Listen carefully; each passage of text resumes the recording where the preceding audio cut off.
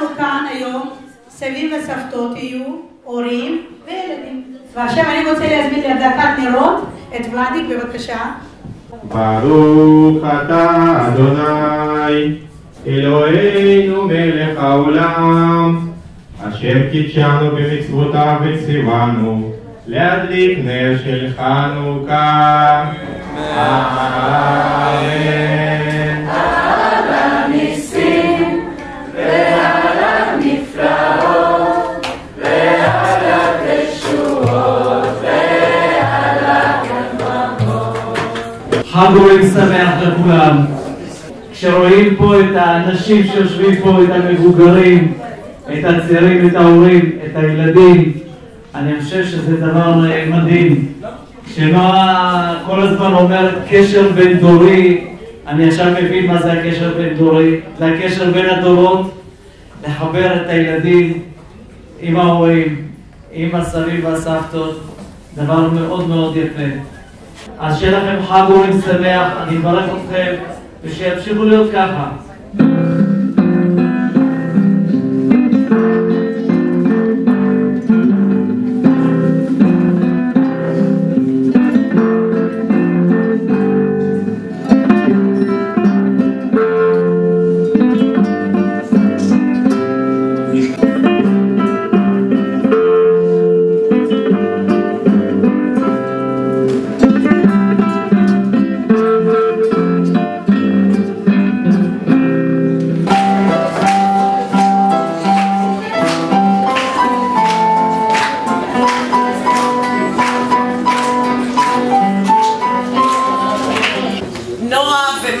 מלוות את הקבוצה כבר 7 שנים, יש לנו שם נשים נהדרות, והיום שהן חלק מכל הקבוצה, 3 דורות אני רואה פה, גם את הנשים מהמועדון, גיל הביניים והילדים, ובאמת אני רוצה לברך את מלכה ואת נועה על עבודת קודש שהן עושות, ושיהיה לכולכם חג שמח, הרבה בריאות, ושתחבקו את המבוגרים בקהילה, זה הכי חשוב.